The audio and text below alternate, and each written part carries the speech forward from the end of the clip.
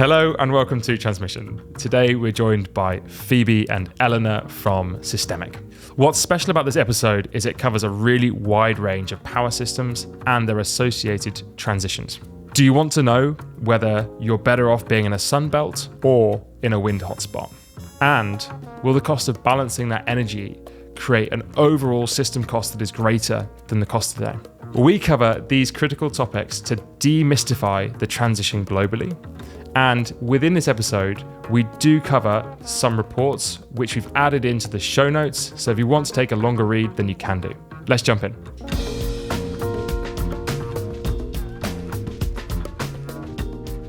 Hello, Elena. Hello, Phoebe. Welcome to Transmission. Thank you. So happy to be here today. Yeah, so happy to be here. Thank you. So let's kick off with a quick introduction to yourselves. Who are you? Who are the ETC? And how do you know each other? And maybe Elena will come to you first. Great. So my name is Elena Pravettoni. I am the head of analysis at the Energy Transitions Commission. So I lead the production of research and insights across the energy transition space to inform policymakers and senior industry leaders.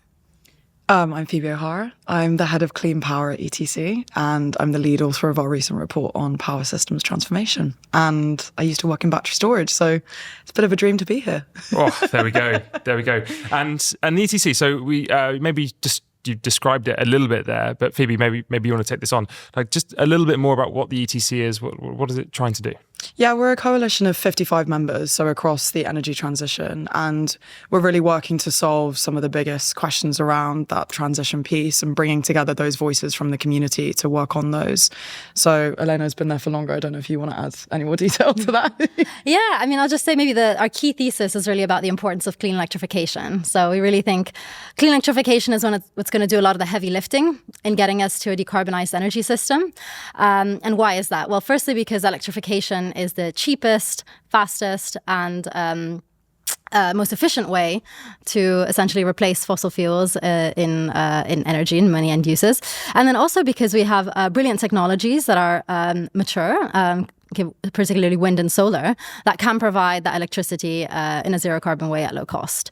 So really, we kind of sketch out a huge transformation of the energy system, going from around 20% of electricity in final energy demand today to around 60 to 70% by 2050. And with that meaning electricity generation growing from around 30,000 terawatt hours today to 90,000 by 2050. So that's a big transformation. There's definitely hurdles to that. A lot of the ETC's work has been focused on those barriers. So streamlining planning and permitting, supply chains, some of the trouble that offshore wind has had. And this report is really looking into how we can operate and run wind and solar dominated systems. Mm-hmm. And you've just snuck into this report. We haven't yet said what the report is. So what is the report?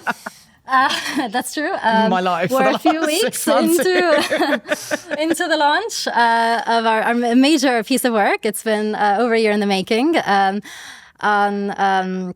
We call it Power Systems Transformation. And so, came out on July 29th. Really a piece of work that involved a really, really broad base of the ETC's membership, many power actors across the world. And we set out the vision for how we can, again, run and operate these much bigger, cleaner power systems built on wind and solar, and what that will cost in different regions of the world. Okay, and it's as you've implied, it's a very global piece, right? So it's not just, say, looking at how do you transform the UK or a certain part of Europe. It's looking at every single region.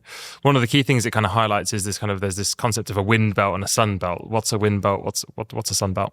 So a sun belt is the countries in the world that are solar rich and situated in kind of low latitudes. So tropical countries, for example, India, Thailand, Mexico. The wind belt instead is like the country where we're sitting right now, the UK. So countries that are stronger in wind resource. That also includes, for example, Germany and Canada. And why does that matter? A lot of the insights of the report really come from a detailed piece of modeling that we did to look at how supply in different countries around the world can meet the demand profile in a highly electrified system in different parts of the world. And so the conclusions that we get from that are really that some of the differences in the Sunbelt and the wind belt stack up in very different ways. So in the Sunbelt, again, as the name implies, solar-rich regions, a lot of the generation coming from solar. The supply from that solar energy is fairly consistent throughout the year. Some variability, for example, monsoon seasons, but broadly a lot of solar resource throughout the year. And then they're also characterized by a lower seasonality of demand. So while the demand will certainly have daily peaks, over the year, it's more constant. And so what that means is that it's more of a shorter term balancing need that these countries face. So below 8 hours, basically. Instead, the wind belt would have a higher share of power generation coming from the wind resource. That also has some seasonality, so with wind typically being stronger in the winter season, which correlates well with demand, but is also characterized by periods of wind drought, so where we do find that renewable production really coming down. And then also a seasonality of demand, a higher seasonality than in the Sunbelt, so where the winter demand peaks due to heating needs are sort of usually higher than in the summer. And so what that means, putting that kind of supply and demand dynamic together, is that we find that the wind belt needs a lot of different kinds of balancing. So beyond that short-term duration, we also need to provide low-carbon electricity for weekly periods, and even at the security of supply level, reserve backup capacity. Okay, so you have to kind of, the balance of generation versus demand is perhaps easier in the Sun Belt because there is a better match of the shape of generation and demand, whereas in winter there can be some quite challenging periods in terms of the wind drought that you were just talking about. One thing you were mentioning is this kind of concept of like monsoon season. So let's say you design your Sun Belt system to have plenty of solar in it to meet, say, air conditioning load, whatever that might be, and then you get monsoon season. How does that actually work? So the output from the solar would be reduced, and so there would be kind of more call on storage. But the system that we kind of model for the tropical archetype does still include some wind generation, and that correlates positively actually through a monsoon season. So there's additional generation. Okay. Fascinating. I'm not sure I've ever seen an example of like a Sunbelt country going through monsoon, how it actually manages that transition. So if anyone listening to this is kind of very keen to share data, then yeah, we'd love to see it. And then going down to the cost element of this. So if you're a Sunbelt or your wind belt, what does the sort of cost of making the transition look like? So the answer is that the Sunbelt has an advantage ultimately because it can meet most of that decarbonized power need through primarily solar and batteries, and the cost declines that we've seen in those technologies are extraordinary. Then that basically leads to a total system cost that is lower than today, and that is sort of around the $50 per megawatt hour mark, including the grid cost as well. So an opportunity to decarbonize the power system that has a huge cost advantage compared with today. In the wind belt, what we find is that the cost is higher than in the sun belt, but still in line with the costs of systems today. So we're looking at the modeling that we did for the wind belt shows around $115 per megawatt hour total system costs in 2050, and that is in line with costs today. Yeah, and it's kind of a crazy difference, right, between the two. The kind of part of me starts to think that maybe from an economics perspective, would you then start to have large industry, large loads going, well, I can either be in, say, northern Sweden, let's say, or I could say, actually, what about North Africa? You know, that could be a much better place to be located. Very good sun, very good like space. You know, should I be thinking about shifting my industry down there? Because instead of paying, you said 150, I think. 115 pounds per megawatt hour. Is it all in pounds? Or is dollars. It's in dollars. Okay. Hour, yeah. Yeah. Sorry, I should have asked. It's very UK centric. Okay, so $115 per megawatt hour versus 50. That's a really big difference on sort of an in-feed cost for some of these businesses. Does that kind of form part of the analysis? You kind of see more demand coming towards the Sunbelt countries? It's a great question, and it's definitely something that, in terms of the industrial location aspects, is really a big question. And I think that competitive advantage of the Sunbelt in terms of the power costs is going to be more and more ingrained. Our sister organization, the Mission Possible Partnership, tracked the kind of harder to abate industrial projects around the world. And their findings are that 1/3 of those projects are already located in the global Sunbelt. It's a big development opportunity, I think, for many of these countries. And I think from the industrial value chain perspective, real considerations around which parts of the production might have to relocate, and then what part of the kind of value add manufacturing or what part of the manufacturing value chain might would still benefit from competitive advantages that Europe has. Yeah, as it feels, just if you think about just from a pure electricity cost perspective, then great, relocate. But then you have all these sort of additional factors that come into it. So sort of what are the data laws if you're building a data center in that particular place? If you're manufacturing something, okay, it's great to build it in the desert, but how do you get it to the place where the consumers are? Or is it, maybe it's a chemical, so you could pipeline it. Maybe it goes on a ship to be moved somewhere. But if you lose all of your advantage of the lower cost by having to ship things a very long distance, then all of a sudden there's less reason to do it. So absolutely. And I think it will really depend on which industry, depend on how the different parts of the value chain stack up in terms of the cost structure. Okay, and then going back to the power sector, so for Sunbelt and Windbelt, what do the balancing needs look like? So you mentioned a little bit that there were some longer duration needs for Windbelt versus Sunbelt. Yeah, that's right. So the wind belt, if we take the UK, which was the case study that we had as the archetype in the modelling, the concurrent generation, maybe Phoebe, you have the figures more to mind. Concurrent generation makes up around 90% of demand. And then you've got, for the UK, a split between short duration, and we quantify that as 1 to 8 hours. Medium to long is 8 to 50 hours. And that's around 1% as well as a smaller array. The biggest thing is ultra long duration energy storage, which we quantify as 50 plus hours, and that makes up 3% of demand. But when we translate that into the total system generation and balancing cost stack, it makes up 18%. So you can see that translation from the 3% of demand into the cost structure is a lot bigger.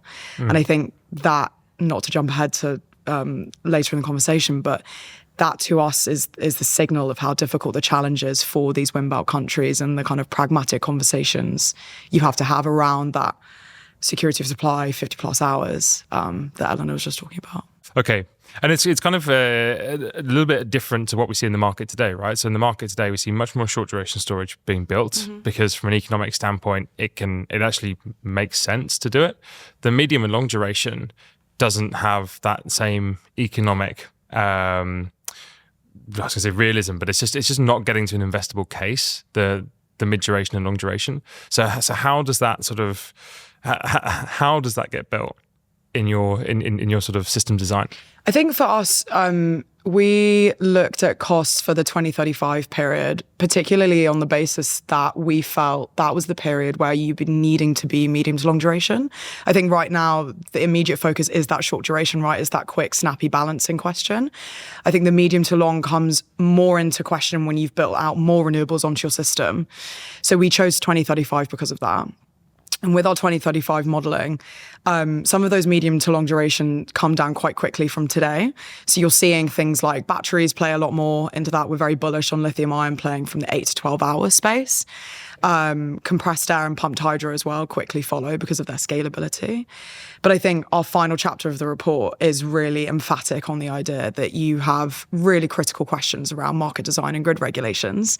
So it's great that we have these technologies, and it's great that the costs are coming down, but there are really fundamental questions about how you make them financially competitive with existing fossil fuels and enable them to come onto the systems. So I think it's that two-part emphasis. I think Guy, who came onto your podcast, spoke about this. It's invention, but it's also innovation. And I think that innovation part is really critical in the enablers piece. How do we get the right policy there to get them onto the system in the first place?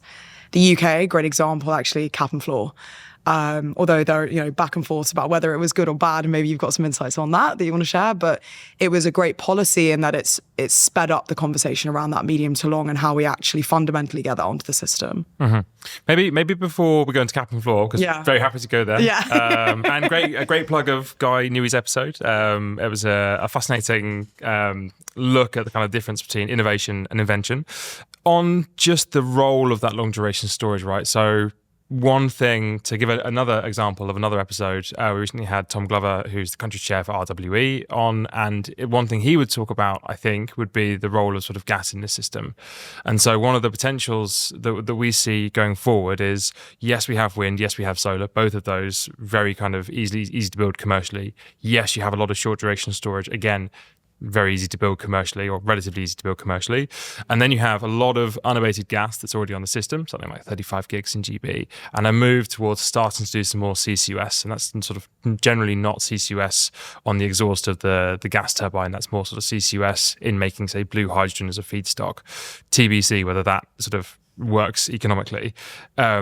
But I think there's kind of a feeling within the industry that you will have the wind and solar, which will be running its profile, and then you'll have the medium and long duration storage very squeezed by, on one side, the gas fleet, and on the other side, the short duration storage, which keeps on kind of, if you look back at documents in 2016, short duration storage, in quotation marks, used to be 1 hour. It is now 8. And you've just kind of referenced that, by the way, lithium could also be 12. And that's true. Like, of course, lithium could be 12. So you've kind of got this squeezing going on of the space for other types of technology.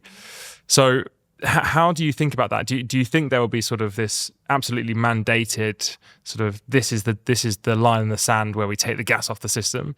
Or do you think that there will be sort of active government involvement from an earlier stage to try and put the solutions in place before we need to take the gas away? How does that all work?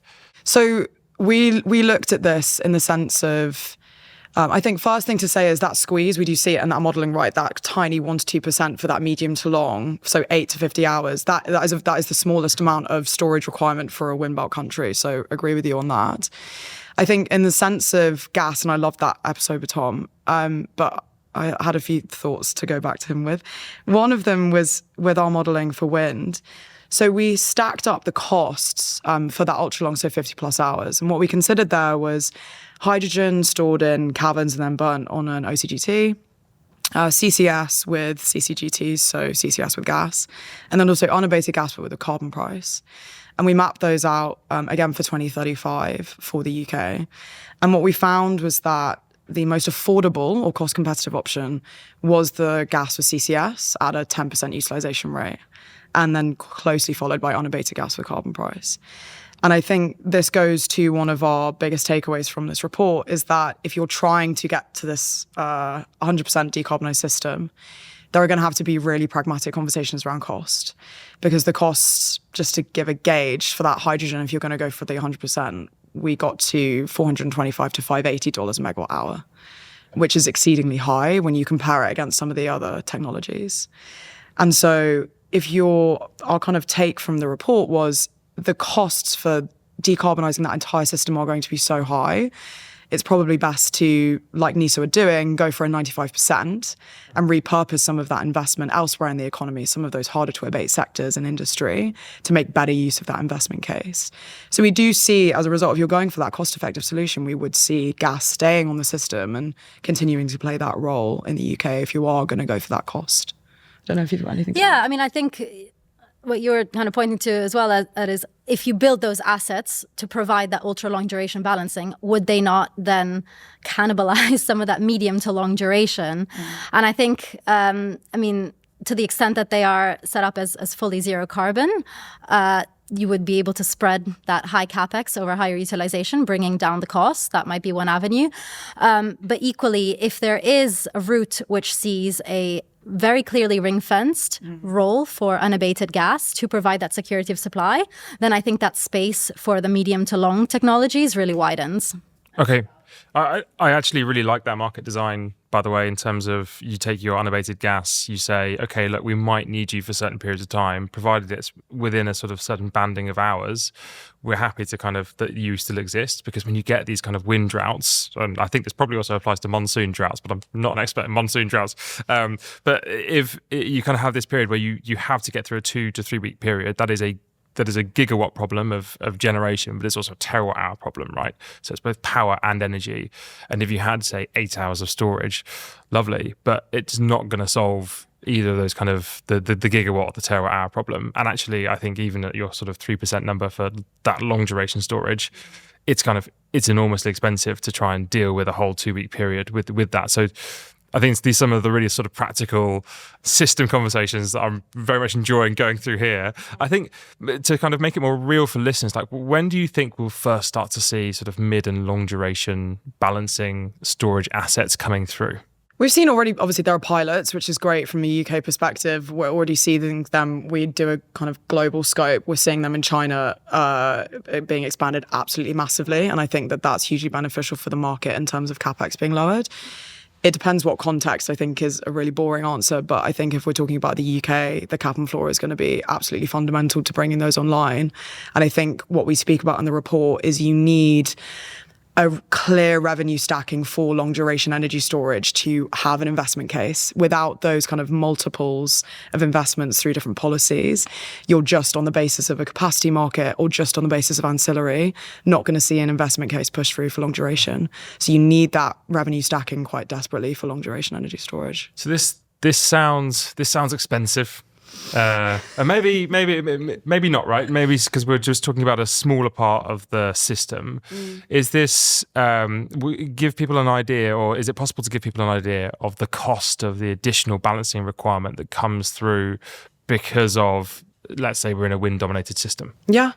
Well, I think the really positive thing to say is that across all the regions that we studied, so we did 4 different archetypes for 4 regions. So we did India for solar, the UK for wind, high latitude, Spain for a Mediterranean case, and China for a multi-climate and a broad continental country. And across all of those, our total system costs were lower, like Elena said, or comparable to today's. So that includes your grid, your balancing, and your generation. So the theory there is you can have a totally clean system with the wind and solar and your balancing, and it is lower than or comparable to today's. So for your listeners, the idea that all of this balancing addition going onto the grid, that it's going to naturally or inadvertently raise costs, just doesn't stand by the modelling that we've seen. Yeah. I think the important thing to note that we've discussed is, again, it depends on where you are. That balancing cost in dollars per megawatt hour is sufficiently a lot lower. Say in India, it's around $9 a megawatt hour for the total system cost. Compared to the UK, it reaches around 30.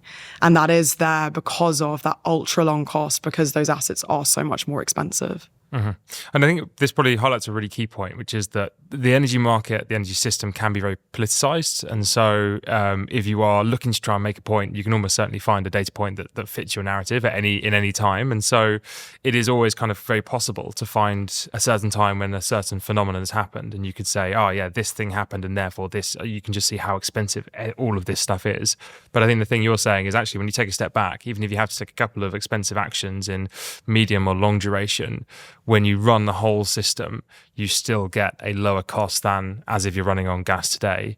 And by the way, sort of point 2, and maybe this shouldn't be point 2, maybe this should be point 3, but point 2 is you're then also not reliant on gas majors and geopolitical uncertainty in terms of like what prices might be coming through. See, GB power prices in 2022. And as a last point to that, but not 1 or 2, is that's all low carbon, which is ultimately the point of trying to do all of this. Yeah, and I think that's another really key point to raise with our UK case study. When you compare our total system cost figure for 2050 for that clean system, it is notably lower than the volatility we saw from gas prices in that 2022-2024 period. So again, this becomes maybe even a security, an energy security question. If you want to avoid that volatility, that total clean system with that lower cost is much more attractive as well. Of course, until you do continue to have some gas in the system that is part of the same market, it is ultimately gas that does set the marginal price. Yeah. We find that gas sets the marginal price around 97% of hours in the UK. And so kind of pushing more renewables onto the system can help to bring that down and actually feed through some of those lower costs into the bills that consumers are actually paying. Yeah, I mean, we definitely see that sort of gas dominating at the moment. One of the interesting sort of phenomenons we start to see is that as you get enough wind and enough solar on the system, you can start turning off those last gas units, and you get this kind of really sort of funky pricing coming through because you have like one half hour, it's like £100 per megawatt hour, which is to pay for gas. The next half hour might be 0 or negative, so you get this really sort of steep drop off. And maybe when you get grids where one is dropping off to 0 and the other one's still running at 100. Kind of feels like a really obvious call for sort of more interconnection and to build large interconnection between neighbouring countries, or to be building a cable between, obviously, let's maybe move on from the UK, but let's think about, say, could we build, say, from, say, Italy? Should we be building east? And could we also be building sort of far north, so could be towards the Nordics or connecting to a European supergrid, and then sort of south into Africa as well? Elena, what do you think what's your take on sort of long distance interconnection? Do you see it in your modeling? Yeah, in fact, alongside the main Power Systems Transformation Report in July, we also published an insights briefing looking at this question of long-distance transmission, also called Connecting the World. And what we did there was really to break down the techno-economics of long-distance cables. So looking at, unpacking what are the different cost elements within that. Obviously, the cable itself, but the converter stations at either end also factoring in pretty significantly. And then looking at what are some of the use cases around the world where we could find that deploying these long-distance cables would actually end up being an economic solution, whether just for a generation purpose, so importing cheaper electricity from a country that's better resource endowed, where the clean electricity is just cheaper, but also where the correlation between the production and the demand profiles of two different countries might actually make that long distance cable beneficial for balancing. And so to take an example, we looked at this for a link between Saudi Arabia and India.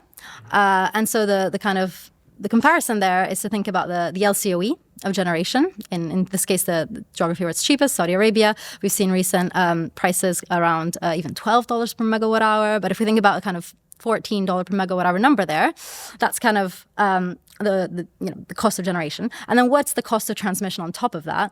And our numbers got us to $15 per megawatt hour for a fairly high utilization cable. The distance there is over 1,500 kilometers.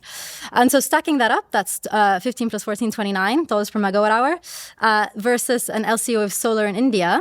That might be higher than that today. And so the economics are actually playing in favor of that solution. And so we did this for a number of geographies around the world and really kind of pointed to that high potential. There's, of course, the political feasibility layer on top of that, where I think we've seen some recent challenges.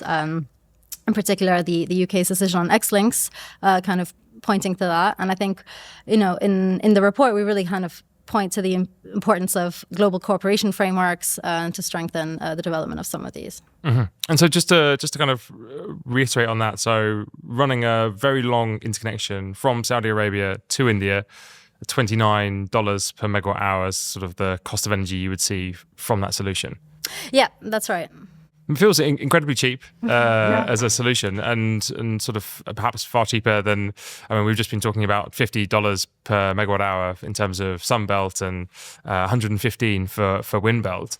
It sort of begs the question, should we be trying to build many more long distance interconnectors to parts of the world, e.g. in North Africa, that have kind of this very, very low solar cost? Yeah, again, we ran the numbers for a few case studies. Italy, Tunisia was another one, and accounting for, again, the generation cost, that transmission cost, the transmission losses at a high utilization rate. And it is quite sensitive to the utilization rate of the cable. But again, assuming that it does provide that a fairly consistent flow of electricity, then we did find that the economics stack up in many cases. So why do we not see more of this?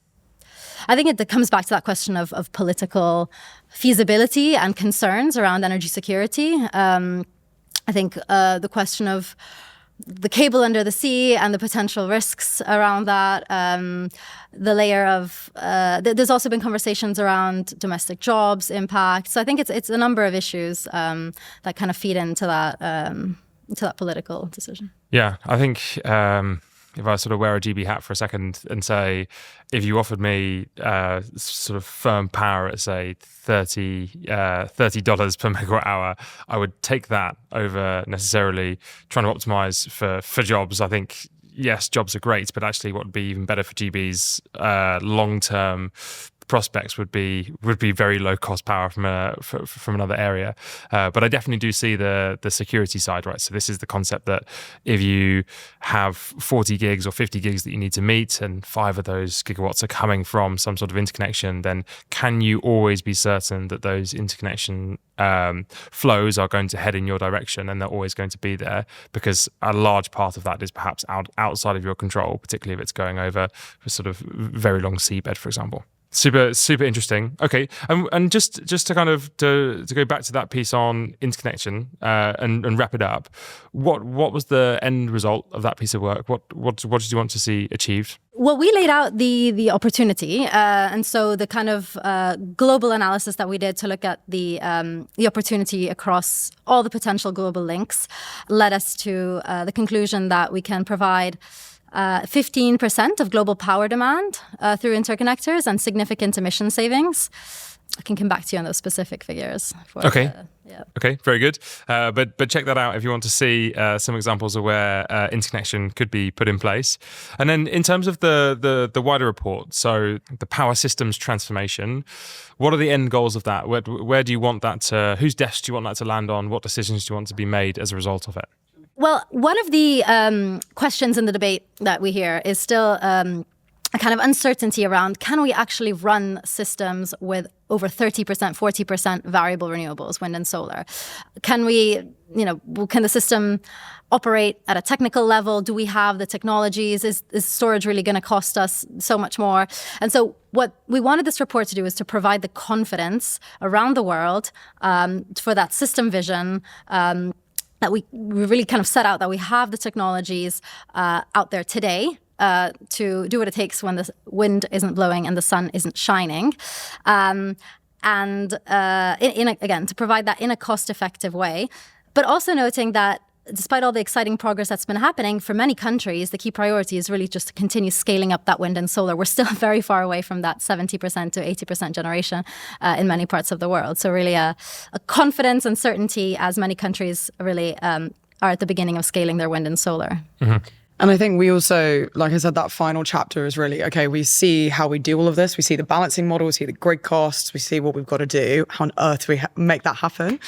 And I think in the near term, the fundamental thing is we've got to fix market design and grid regulations. Otherwise, we're going to be stuck in connection queues rather than cutting emissions. And I think the two key things to emphasize there really is, like I said to you, that kind of revenue stacking piece. How do we make these technologies investable? How do we bolster that case to get them onto the system as soon as we can? And then part two, grid regs, like connection queues, grid fees. Those are really kind of not simple steps, but it's a really clear understanding of what is wrong there in terms of regulation. And the UK and parts of Europe and the US have started to make moves on that. But I think that the earlier we start working on them, the better it will be to bring that wind and solar onto the grid, but also the new technologies. And then the other three bits that we emphasize in the enablers piece that are equally important but not that near-term focus is number one, AI. And that's the buzzword of the century. But if a great example there is something like Google X's Tapestry work in Chile, helping them to bring down their coal phase out by 10 years, really showcases from a power system level what you can do when you institute AI across some system level planning. For listeners, just explain that a little bit more. So Google X Tapestry essentially is a part of Google X that uses AI system planning. So they'll work locally. In this case, they worked locally with the Chilean electricity network providers. And they used AI to institute monitoring and evaluations of the entire system. So noting what all their generation was, where it was sited, because there wasn't clarity on that before. And then it was working to map the entire system to see how they could institute better renewable energy build out and also balancing. And it essentially helped them to bring down their coal phase out cost from 2040 to 2030. So that 10-year saving is absolutely massive. And that is just one example of how we can institute that kind of technologies across the world. And the other final two kind of sections that we do think are deeply important, and we've seen it come to the fore recently, is supply chain and workforce. So really building up resilience there to ensure that we're not left with a kind of chip situation that we had with semiconductors 2 or 3 years ago, or with lithium-ion batteries. And then simultaneously, a massive bit of our work is on consumer engagement. So there's massive opportunities with those kind of demand-side flex technologies. But I think one bit that we feel isn't really spoken about that much is how do you build trust and confidence with consumers and bring them on the journey? Like you said, there's so much polemic narrative out there on how expensive these technologies are. But how do companies, policy groups and people in the third sector really work together to bring consumers on that journey and tell them what demand side flex is and give them the power and the confidence to use it. And so it's almost like it should read as a playbook for those countries which are starting the transformation, not yet sure where the kind of pain points are, but you can kind of call out what we've seen in Europe, in GB, in US, Australia. You can say, look, these are the things that we know are coming in your direction, right? So grid connection issues. You've got the people who can actually work on these sites, the electrically qualified people. You have problems on inverters, transformers. Like these are going to be the things that are going to snare you up and sort of put you back 10 years. Yeah. The bit that I really like about your Chilean example is this kind of concept that if you can bring forward the retirement of very fossil fuel heavy things by, say, 10 years, it's going to be far cheaper to do that than it is to try and do this in the other direction, which is to take that carbon back out of the atmosphere in 2050 to 2060. That is going to be much more painful to do. And so the sort of faster you can move at the decarbonising sooner, the better the cost will be for consumers. Totally. And I think also just having that clarity is super helpful on what your system need is. I think one of in addition to those 5 things I just mentioned, the kind of overarching, I call it a Greek pillar system. The overarching roof on the Greek pillar system is that total system planning. And I think we can see that the market really craves to understand how much storage or how much generation is sought to be added to the system, just to get some general signposts. We shouldn't, system plan it to the point where it's in exact locations, and we should allow the market to decide what happens. But I think just having that general clarity from government and from national transmission grids, really, we've seen the market react to that in a really positive way. And so we're hoping with the report that collectively all those enablers, as you've kind of said, signpost to some of those countries earlier on in the journey. This is what is coming ahead. But it's also meant to say, here's kind of when you should be worrying about it in different stages. So, but equally for countries who are facing the kind of some of those challenges today, how we might be able to overcome some of them. And it's trying to map the learnings basically across those different countries. And we also do spotlight, this isn't a Western Hemisphere solo success story. There are amazing innovations going on in, for demand side flex. I looked at Nigeria, Kenya. There's brilliant stuff going on there to ease some of the pains that consumers are facing with the grid. So it's also just trying to spotlight the innovations going on globally that sometimes are missed in the kind of dominant narrative. Yeah, I think things like the solar influx into Pakistan over the last few years is kind of that classic case, right? Of everyone's kind of going, where are these solar panels going? Yeah. And then all of a sudden you take a look and it's like, oh, okay, right, this makes a lot of sense. Yeah, exactly. They're very good. Okay, well, that brings me to a sort of final 2 questions around, is there anything you'd like to plug? And maybe Phoebe, you'd like to go first. Yes, demand side flex. I think I've said it about 20 times, but Elena led on some brilliant work that was a demand side flex ladder. Okay. So we basically scoped out what are the demand side flex tech in the world, but let's rank them in the sense of what's the lowest cost, low barrier solutions first that we should definitely be doing. So a lot of that is around kind of your home appliances, your heating and your cooling. And then it goes down to the ones which are kind of higher cost, shouldn't really be used for that short duration flexibility. It's based off of Michael Liebrecht's hydrogen ladder, so everybody will be aware of what that means. And I would just plug everyone to look at it and come back to us. If you disagree with anything, let us know, and we'd love to have a conversation. I mean, that's kind of the key part of the hydrogen ladder, right? Is that it's in V5, V6, so it's had a lot of things thrown at it. Yeah. But like all things, that is kind of the end goal, is something that actually helps people make decisions, right? So the consumer flex or DSR ladder, I will check it out. Elena, coming to you. What would you like to plug? I would just say watch this space. Our next work coming up in the kind of clean power work stream at the ETC is all about nuclear and geothermal. And so looking at the role that these technologies might be able to play in clean power systems and in some geographies. We're kicking that off. And I have to ask, nuclear, we're now seeing sort of perhaps very high costs coming through for nuclear in GB, potentially something like 38 billion, which is a really sort of chunky number. And kind of the classic case in nuclear is that it kind of runs over time, over budget, Flamanville being another example, but nearly every sort of nuclear site that you look at outside of China is kind of going through these problems. That surely must be something you're thinking about. Do you think that kind of nuclear will be sort of that bedrock of future systems, or do you kind of see it playing a sort of more diminishing role and just kind of squeeze out what you've got? type thing? Yeah, I think when we look at kind of net zero scenarios, all of them converge on around 10% of nuclear percentage of global power generation by 2050. And that does still mean increasing it quite significantly from where we are today. So I think the question there is, what's the different role that it can play in different countries? In some countries, we are seeing that sort of cost trajectory that you spoke of actually being a little bit more contained in terms of the increase, and then also considerations around innovation, development, the advanced reactors, SMRs, what might be the potential there. So it's definitely all the areas that we're planning to look into, again, to kind of unpack the different cost pieces and how those might look going forward. And then also considering it really from the system value perspective. So when we think about the needs of a power system from going well beyond LCOE into the balancing needs, grid stability, grid expansion, so to try and frame it against scenarios with more renewables and different systems. Okay. So this is things like if you had 10% of nuclear on every single power system globally, you would have quite a few solutions to things like the inertia or something that could provide reactive. But is that what you mean by? You could have a little bit more of that inbuilt with nuclear. And so that might be a cost saving versus an additional provision of that on top of a more wind and solar based system.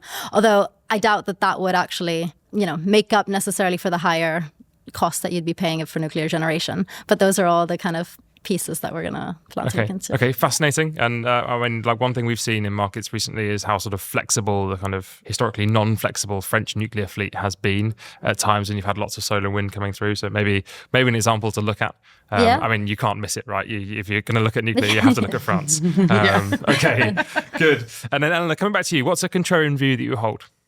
Going back to the Sunbelt, I think when we what really comes out of our analysis is the fact that solar and batteries can get us most of the way there, which means long duration storage in many geographies of the world in that Sunbelt is something to deprioritize. I think that's a great contrarian view. It's hard to follow on from that one. Sorry, Phoebe. Yeah, a little stitch up. Yeah. Phoebe, coming to you. What's your contrarian view?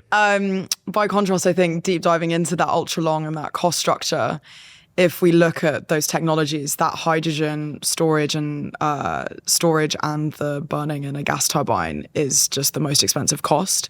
And I think, again, it's that pragmatic question around what are you going to choose and what's the impact going to be from that system level rather than like your technology focus. So if you were to package that up and sort of give it to a policy maker on this, what would you say to them?